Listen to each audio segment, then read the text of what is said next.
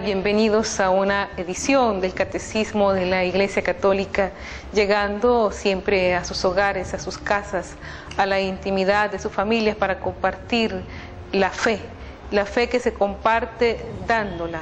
También es parte de la misión de cada comunidad cristiana, de cada familia cristiana, poder compartir el gozo que nos da tener el Espíritu Santo en nuestros corazones.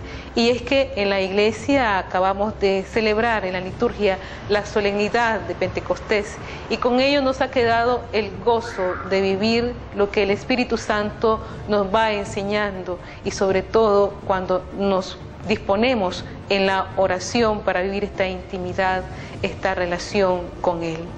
Pero bien, nosotros ahora hemos sido invitados a vivir esta relación íntima con el Señor, y a esta relación íntima que se da a través de la oración le trataremos de llamar esa experiencia mística en el Espíritu que se ha desbordado en esta semana y que también se va a transcurrir en la cotidianidad de nuestra vida, cómo el Espíritu Santo nos va enseñando vivir según el Espíritu estando en el mundo. Todo esto es posible, sobre todo por la gracia que se nos ha dado a través del don del Espíritu Santo. Recordaremos y haremos memoria de la profecía del profeta Joel, en la cual explica San Pedro en los Hechos de los Apóstoles, Hechos 2:17, en unos versículos lindos y preciosos que nos dice: sucederá que en los últimos días, dice Dios, derramaré mi espíritu sobre todo el género humano. Los hijos y las hijas de ustedes profetizarán, tendrán visiones, los jóvenes y sueños, los ancianos.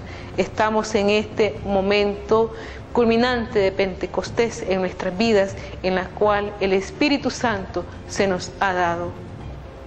Y es que entre el Hijo y el Espíritu, estas dos manos de Dios, como decía San Irineo, la Iglesia ve una reciprocidad de servicio. Es el Espíritu quien manifiesta en los sacramentos de la Iglesia el cuerpo glorioso del Salvador y nos hace partícipes de Él, pero recíprocamente la obra de Cristo prepara la venida del Espíritu y se ordena en Pentecostés. Sin embargo, para nosotros es bastante difícil expresar con nuestras palabras todo este misterio, porque nuestra realidad, estando en el tiempo y estando también con nuestra inteligencia para poder penetrar toda esta riqueza, todo este gozo que nosotros experimentamos en nuestro interior. Y es precisamente su misión, la misión de la cual es protagonista y que le caracteriza, lo que mejor nos permite acercarnos a una comprensión de la tercera persona de la Trinidad.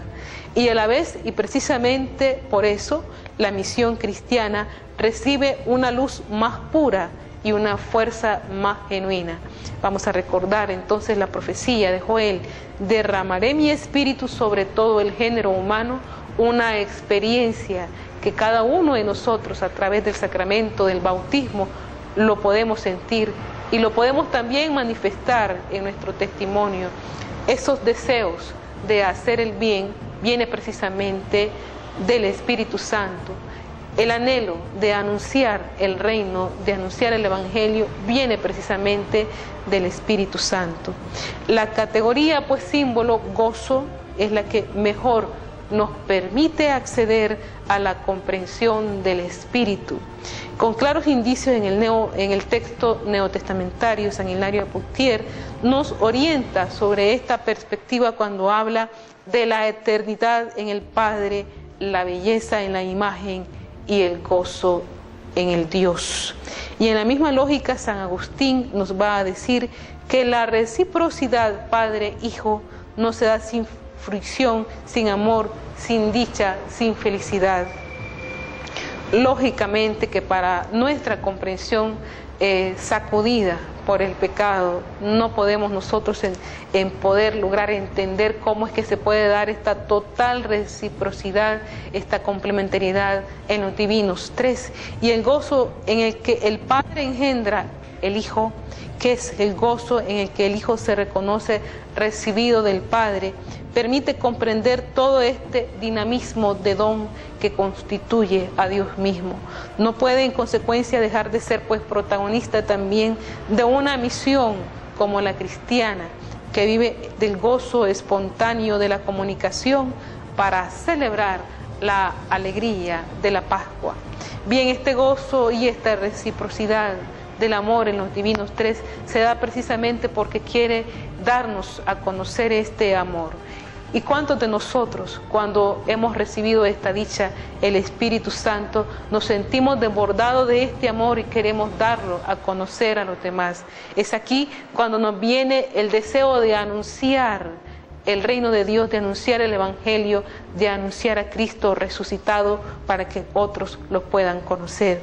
Y es que el Espíritu Santo está presente en el conjunto de la realidad, ya desde el inicio de la creación, según la expresión de San Justino a mitad del siglo II. El Espíritu Santo, dice, es el gozo de Dios y el adorno de las criaturas. El gozo de Dios en cuanto que se comunica, en cuanto que se da, y el adorno de las criaturas en cuanto que es Él el que hace que el caos inicial, que en el principio, que en el desorden del cual habla el libro del Génesis, se configura el cosmos, es decir, el orden, la belleza de todo cuanto existe y desde hoy todo cuanto observamos. Es la misma línea, San Irineo dice, presentaba la acción creadora de Dios respecto al hombre de un modo más gráfico. El Padre se puso de rodillas y de barro modeló la figura de Adán, según la imagen del Hijo, y la insufló su espíritu para que pudiera vivir y desarrollarse, y de este modo Adán nunca podrá salir de las manos de Dios. El Santo aquí designaba al Hijo y al Espíritu como manos de Dios, ya que el Padre actuaba siempre por medio de ambos, que acompañan el devenir histórico pues de la humanidad. De este modo es comprensible que el Espíritu se encuentre siempre en el conjunto de la creación y de la humanidad, por lo que podremos decir que el Espíritu espera y llama desde fuera con la misma intensidad con la que podemos decir que empuja desde dentro. Y en esta doble perspectiva se puede comprender el protagonismo del Espíritu en la misión. Veamos qué nos dice el evangelista Juan en el capítulo 16, verso 7. En boca de Jesús, en palabras de Jesús: es mejor para vosotros que me vaya, pues si no me voy, el Paráclito no vendrá a vosotros, pero si me voy, os lo enviaré. Aquí tenemos el dinamismo del envío, de la misión, del servicio que hay entre ellos, que tiene como base el amor de Dios hacia los hombres. La misión del Espíritu no se reduce a acompañar y sostener a la iglesia. No se reduce tampoco a acompañar el ministerio profético e histórico de Jesús en la tierra. Su protagonismo va unido a ese despliegue de la misión de Jesús a raíz de los acontecimientos pascuales, y por ello mismo acompaña el nacimiento de la iglesia y de su misión universal. El Espíritu es el poder en el que el Padre resucita a Jesús. Segunda de Corintios 13:4.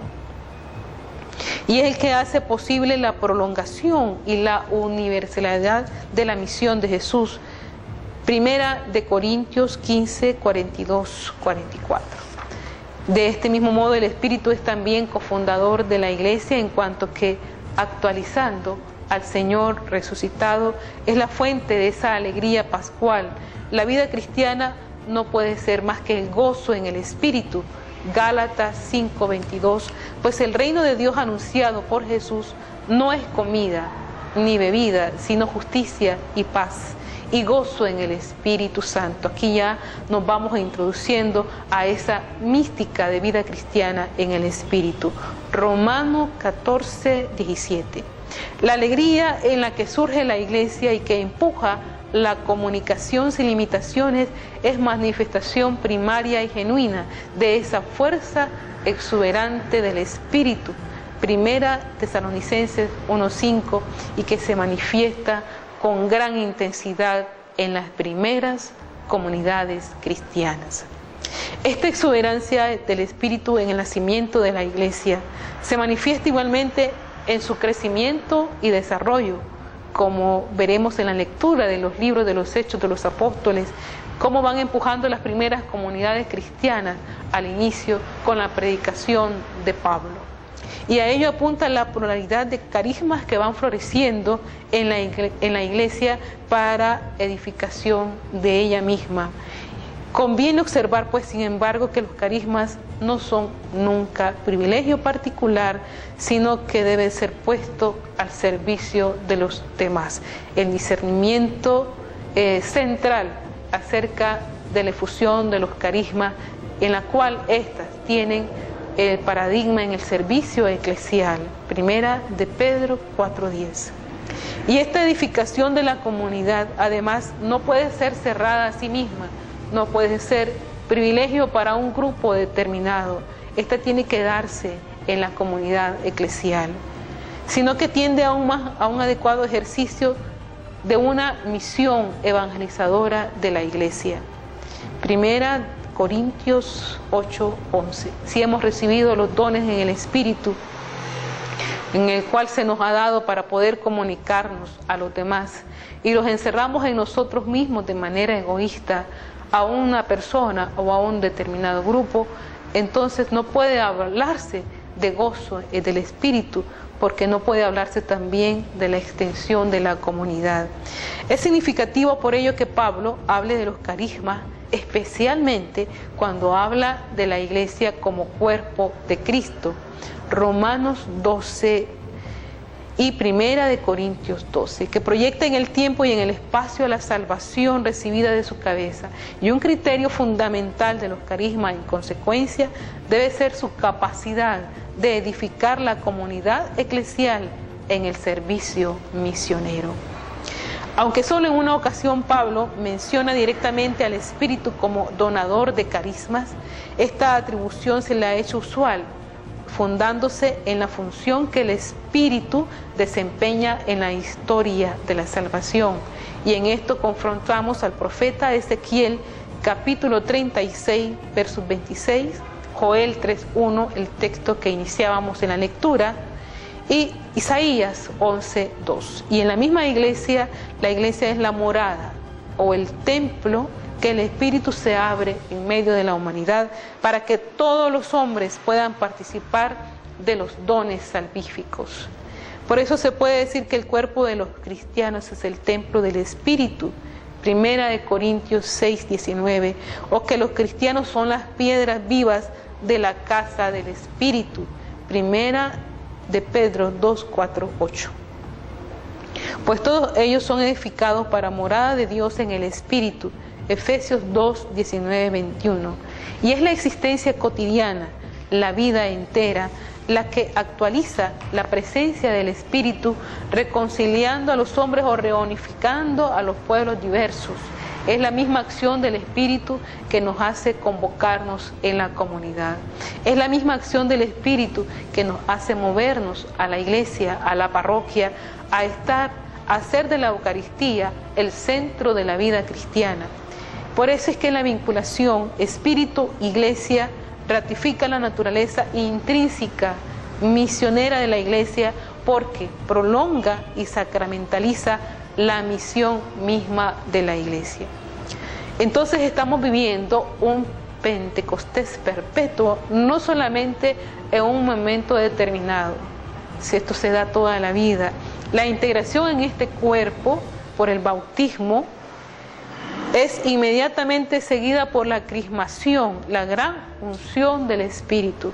La vida espiritual es la actualización de la gracia bautismal y culmina así en una especie de Pentecostés contemplativo.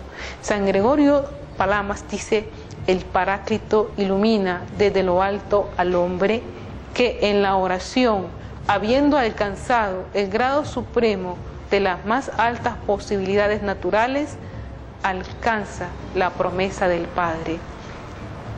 Así pues, un cristiano o un bautizado que se propone la oración, que se propone esa oración íntima con el Señor, en ese diálogo, entra en esta especie de sacramentalización, lo que se le puede llamar la filiación divina. El que ha nacido del Espíritu es Espíritu, Juan 3:6. El hombre que participa por los sacramentos de la Iglesia en el cuerpo espiritual de Cristo se llena del Espíritu, que se vuelve para él una nueva manera existencial, una luz y una similitud de vida que penetra todo el ser. De hecho, pues, esta vida de oración que nosotros podemos tener tanto a nivel personal como a nivel comunitario, se complementa aún más en la vida sacramental, en el bautismo, en la reconciliación, en la Eucaristía. El cristiano vive, obra, ve y comprende, ama por el Espíritu. Es el Espíritu, decía San Irineo, el que transforma la imagen en similitud.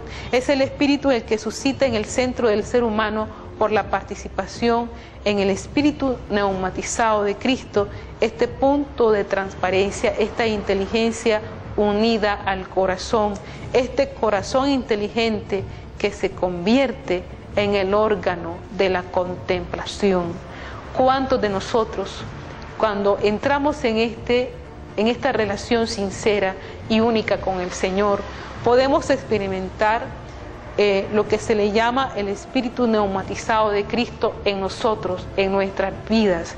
Y por eso anhelamos ardientemente que venga el Señor hacia nosotros, a nuestras personas, porque ya hemos entrado en esta experiencia íntima con Él.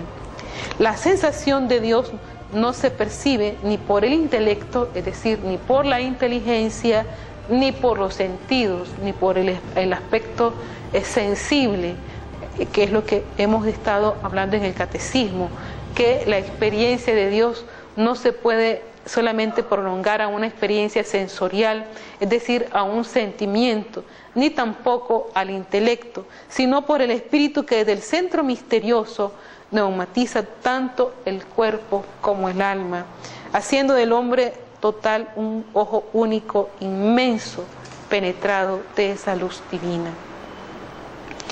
Decenas de miles de fieles y peregrinos en estos días han abarrotado una vez más la plaza de San Pedro del Vaticano para escuchar al Papa, las catequesis del Papa Francisco. Y antes de rezar el Regina Coeli en estos días, el pontífice se ha dirigido a la multitud para decirles que el compromiso con los sacramentos debe reflejarse en la vida cotidiana. ¿Qué es lo que significa vivir esta sacramentalidad en nuestra vida diaria? Veamos a continuación qué nos dice el Papa sobre el compromiso con los sacramentos y que se debe reflejar como testimonio en la vida diaria. Decenas de miles de fieles y peregrinos han abarrotado una vez más la plaza de San Pedro del Vaticano para escuchar al Papa Francisco. Antes de rezar el Regina Coeli, el pontífice argentino se ha dirigido a la multitud para decirles que el compromiso con los sacramentos debe reflejarse en su vida cotidiana. El bautismo nos hace hijos de Dios y la Eucaristía nos une a Cristo, y eso debe reflejarse en las actitudes, comportamientos, gestos y elecciones, sostuvo Bergoglio. Cioè in atteggiamenti, comportamenti, gesti, scelte. De nuevo el Papa Francisco solo se ha dirigido a la gente en italiano y no como sus predecesores que lo hacían en al menos 8 idiomas. El pontífice se ha despedido deseando buena Pascua a todos y también un buen almuerzo. Buona Pasqua a tutti e buon pranzo. Así pues, la primera condición para que el Espíritu realmente descienda sobre nosotros es estar reunidos en un mismo lugar. Esto es en la comunidad eclesial, esto es en nuestra comunidad, esto es en la familia. No necesariamente puede ser un lugar físico, pero sí el espacio espiritual comunitario donde todos juntos estamos comulgando esa misma fe, estar todos juntos como comunidad, todos juntos como iglesia, aguardando la promesa del Padre. El día de Pentecostés, una ráfaga de viento impetuoso llenó toda la casa en la que se encontraban. Se les aparecieron unas lenguas como de fuego y se pusieron a hablar en otras lenguas, según el Espíritu les concedía expresarse. Es el fenómeno que nos relata el hecho de los apóstoles para describirnos la acción del Espíritu Santo en aquella primera comunidad eclesial. Es un fenómeno que se realiza cada vez que nosotros vivimos con intensidad un nuevo Pentecostés, cada vez que revivimos el Pentecostés en nuestra confirmación. El Señor nos da el poder hablar en otras lenguas, aunque sepamos nada más que la nuestra. Bien podemos entendernos la misma Eucaristía, esta misma Eucaristía que celebramos aquí en nuestra ciudad, en Estelí, es la misma Eucaristía que se comunica, que se da en Estados Unidos, en Japón, en la China, en Asia. Y todo esto, esta palabra que se comunica, que se da, que se envía, la pueden entender porque esa es la acción del Espíritu Santo. Hablar en otras lenguas es saber comprender el lenguaje de los otros. Hablar en otras lenguas es expresarse en signos, gestos y palabras de modo tal que los demás nos puedan entender. Hablar en otras lenguas es acercarnos al hombre de hoy con un lenguaje sencillo y transparente, coherente con la propia vida, con lo que somos y ardiente con el ardor del Espíritu. Hablar otras lenguas es vivir la profecía del silencio contemplativo, del dolor que se asume en la vida diaria y de la muerte gustada. Es el Espíritu el que nos concede expresarnos de esta manera. San Pablo en su carta a los Romanos dice: el amor de Dios ha sido derramado en nuestros corazones por el Espíritu Santo que nos ha sido dado. Esta es la mística del Espíritu, precisamente la dinámica del amor trinitario en nuestras vidas. Todos tenemos un ámbito íntimo presente en nuestro interior, donde Dios habita dentro de nosotros y en el cual estamos intactos y enteros.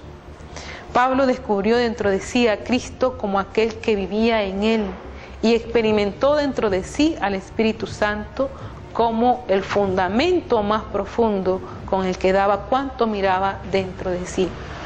Y aquí es muy sencillo poderlo expresar, esas mociones del Espíritu Santo que nos hacen decir Abba, Padre, que nos inspira la oración, esas mociones del Espíritu Santo que nos empuja a hacer una obra de caridad, esas mociones del Espíritu Santo que en un momento determinado nos ilumina en medio de nuestra cotidianidad, en medio de nuestra vida ordinaria.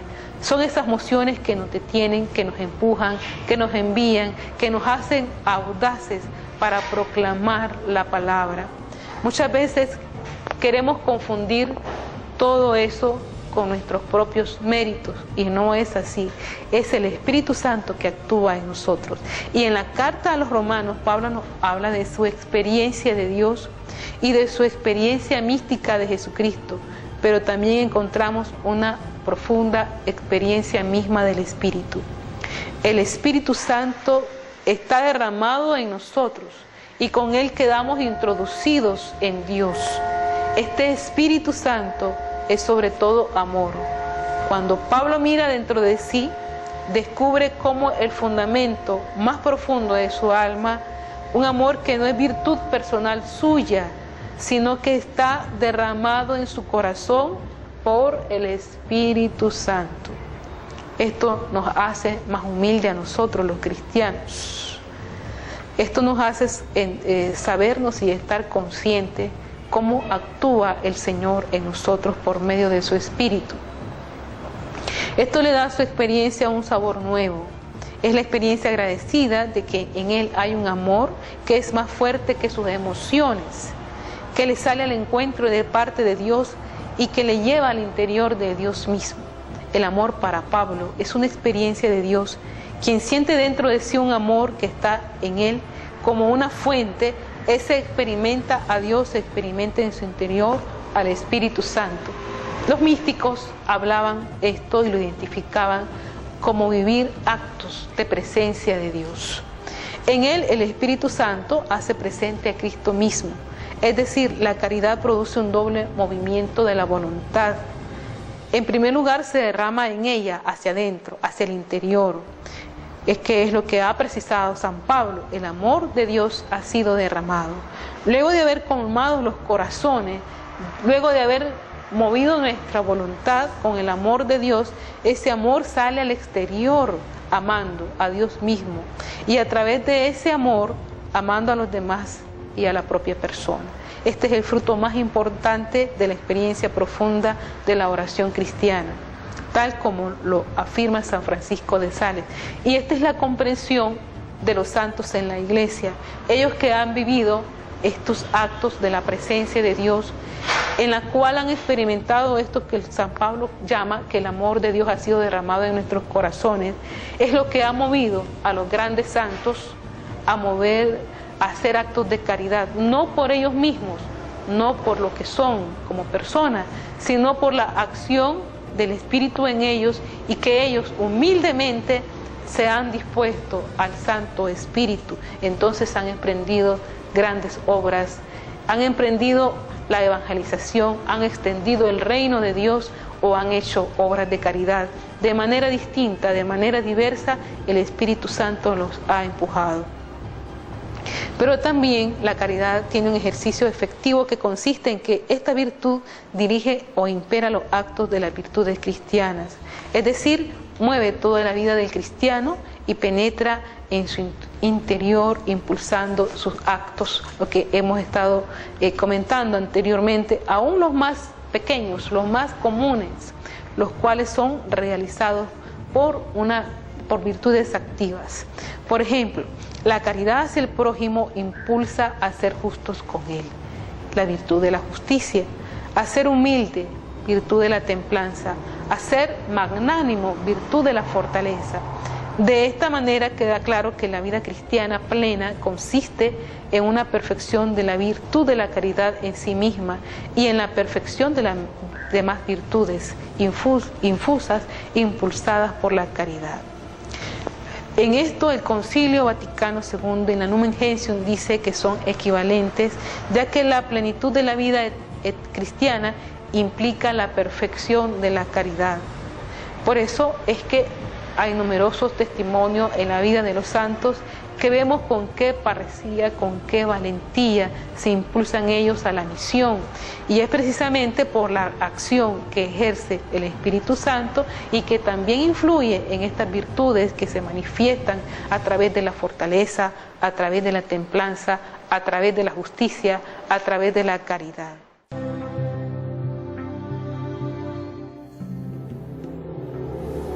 El mayor peligro para la religión naciente era Saulo. ¿Quién era realmente ese Saulo? El orgulloso Saulo se convierte en el humilde Pablo. ¿Fue un impulso personal? ¿Cómo ocurrió?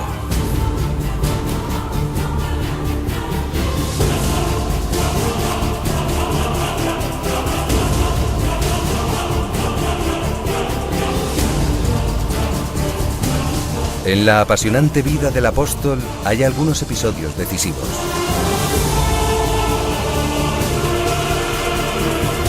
¿Cómo explicarlo 2000 años después?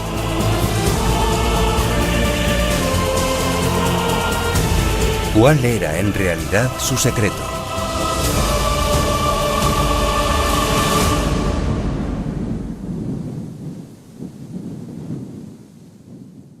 El Espíritu de Dios habita en ustedes. Es el capítulo 8 de Romanos. Pablo nos habla de esta experiencia del Espíritu. Nos habla del Espíritu de Dios que habita en nosotros, contrapone al espíritu a la carne, a una vida vivida desde un modo de pensar terreno, no según Dios. Así, los que están en la carne no pueden agradar a Dios.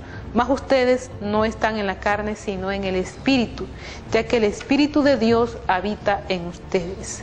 Estamos marcados por el Espíritu de Dios y esto da paso a una nueva conducta y a una nueva experiencia de fe. Si ya estamos si ya tenemos el Espíritu de Dios, nuestra conducta va a reflejar precisamente lo que el Espíritu de Dios nos manifiesta.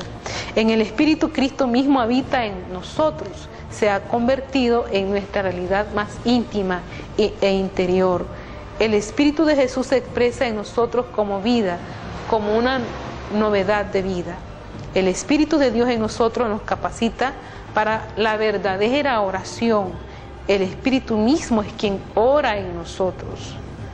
Romanos 8:26. Veamos, el Espíritu viene en ayuda de nuestra debilidad, pues nosotros no sabemos cómo pedir para orar como conviene, mas el Espíritu mismo intercede por nosotros con gemidos inefables. Así pues, el Espíritu nos empuja hacia el interior del ámbito de Dios, nos lleva a un estar fuera de sí, como el que ha experimentado desde siempre los místicos. De ahí que la experiencia cristiana, esta experiencia mística, no solamente es exclusiva para los monjes, los religiosos o las religiosas. También todo bautizado, todo cristiano puede puede entrar en esta intimidad con el Señor, porque es parte de su promesa. El Espíritu intercede por nosotros, el Espíritu de Dios habita en nosotros. El Espíritu habla en nosotros con gemidos inefables. Este es el lenguaje místico. El Espíritu nos conduce a un ámbito de nuestra alma que está más allá de las palabras y de las ideas, en el cual somos uno con Dios en lo más profundo. A veces se nos hace, no sé si hemos tenido la experiencia, a veces se nos hace como a través de nuestras propias palabras no podemos comunicar el gozo que experimentamos en nuestro interior.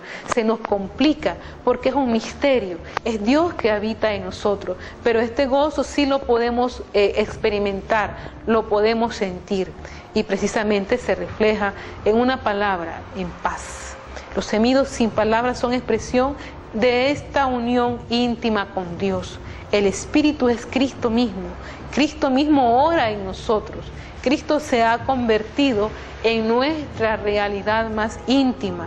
Cuando oramos, no lo hacemos por iniciativa propia. Cuando oramos, cuando sentimos la necesidad de orar, no es que yo me voy a apropiar de ese deseo, de esa emoción. Es el Espíritu que nos empuja, sino que pronunciamos las mismas palabras que dijo Cristo: Abba, Padre amado. Cristo en mí es el núcleo más íntimo. Gracias a Él entro en contacto con mi esencia verdadera e intacta, como el ser humano interior tal como Dios lo creó originariamente.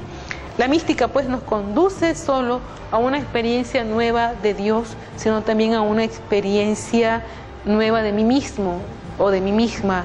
La mística es despertar a Dios y al mismo tiempo despertar a mí mismo, a mi verdadero ser.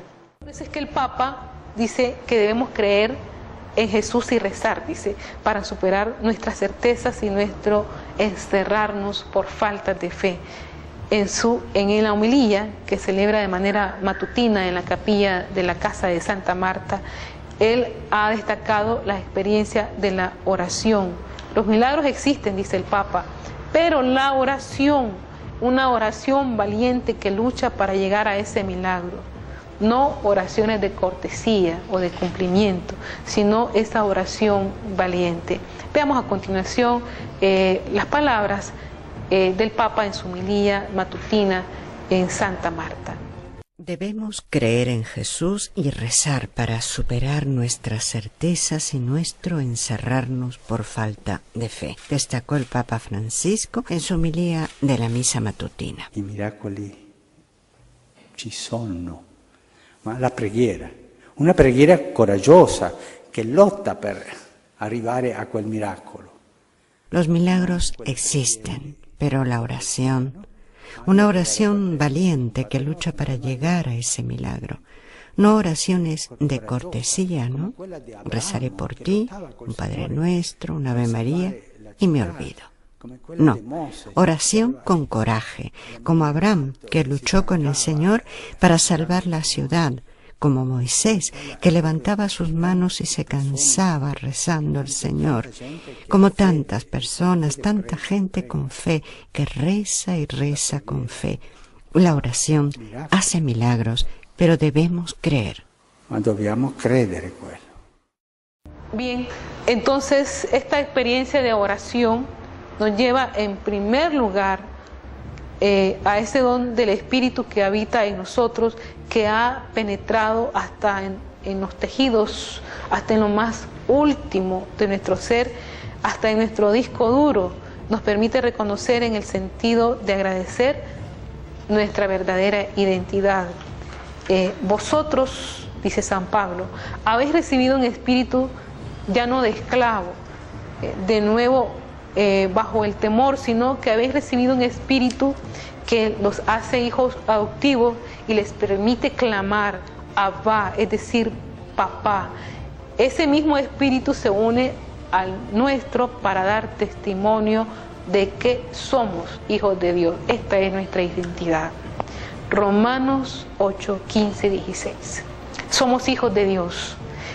Es un indicativo de gracia previo a cualquier imperativo ético. He aquí la expresión de nuestra identidad. Llevado de su amor, Él nos destinó de antemano, conforme al beneplácito de su voluntad, a ser adoptados como hijos suyos por medio de Jesucristo. San Pablo a los Efesios 1, 4 al 5. Somos hijos porque a pesar de que nuestro sistema esté infectado por varios virus, hemos creído en Jesucristo, aunque nuestra naturaleza esté afectada por el pecado. Hemos creído en Jesús, palabra de Dios, y por tanto somos receptores de esa promesa. Juan 1:12 dice: a quienes la recibieron, a todos aquellos que creen en su nombre, les dio poder para ser hijos de Dios. Nuestra identidad pues está ligada a la identidad de Jesús. Es iluminador hacer una lectura de su vida desde la perspectiva de la experiencia mística, una de las experiencias cumbre, para utilizar la terminología pues de sentido de filiación por medio del sacramento del bautismo. Aquí pues leemos en San Marcos 1:11 y en Lucas 3:22. Tú eres mi Hijo amado, en ti me complazco. Y Mateo atribuye la visión a Jesús, pero las palabras se dirigen también a los testigos, que da testimonio. Este es mi Hijo amado, que nosotros podamos reconocerlo, en quien me complazco. En el caso del cuarto evangelio, tanto la visión como las palabras van dirigidas al Bautista. Yo mismo no lo conocía, pero el que me envió a bautizar con agua me dijo: aquel sobre quien veas baja el Espíritu y permanece sobre él, ese es a quien bautizará con Espíritu Santo. Y como lo he visto, doy testimonio de que es el Hijo de Dios. Juan 1:32. Y en cualquier caso, el denominador común es la afirmación de Jesús como Hijo de Dios. Esta es su experiencia más íntima, mística de filiación, es el origen de su misión. Así pues, hay otros momentos de esta experiencia mística en el Señor: en la sinagoga de Nazaret, Lucas 4, 14, 30, en la transfiguración, Marcos 9, del 2 al 13, en Getsemaní, Marcos 14, 36, en la cruz, Lucas 23, 36. En todos ellos Jesús experimenta la presencia del Padre y en consecuencia su condición de ser Hijo amado. Cuando nuestro sistema operativo está infectado por virus que nos hacen vivir como esclavos, dominados por sentimientos y actitudes, sentimientos de tristeza, miedo, necesitamos reconocer quiénes somos en realidad. Hijos en el Hijo. Este mensaje nos viene de la palabra de Dios. Por eso la escucha de la palabra se convierte en la principal práctica de nuestro itinerario. El Papa emérito Benedicto XVI, consciente de que la palabra de Dios está en la base de toda espiritualidad auténticamente cristiana, recomienda su escucha siguiendo el método de la lección divina y siempre en relación con la Eucaristía. A través de la Escritura, Dios pronuncia sobre nosotros la única palabra que puede recrear nuestra identidad. Tú eres mi hijo amado. Esta es siempre el punto central. Solo los hijos, nunca los esclavos, pueden transformar el género humano en una familia de hermanos y de hermanas. Que podamos nosotros comprender desde nuestras comunidades, en nuestras familias, que no podemos prescindir de la Eucaristía, que es el centro y culmen de la vida cristiana. Es lo que nos hace verdaderamente plenos. Es en el cual nosotros podemos reflejarnos en esta verdadera identidad, hijos en el Hijo. Es aquí donde la mística cristiana también nos llama a una transformación continua, a vivir la experiencia de Dios y decir constantemente: ya no temo, Señor, porque tú estás conmigo. Que el Espíritu Santo, pues, que habita en nosotros, que estamos en Jesucristo y Cristo está en nosotros, nos haga sensibles y nos haga experimentar la presencia de Dios en nuestras vidas, y también haciéndonos acompañar de la Virgen en nuestras familias y en nuestras comunidades cristianas. Hasta una próxima edición del Catecismo de la Iglesia Católica en su programa Esta es nuestra fe.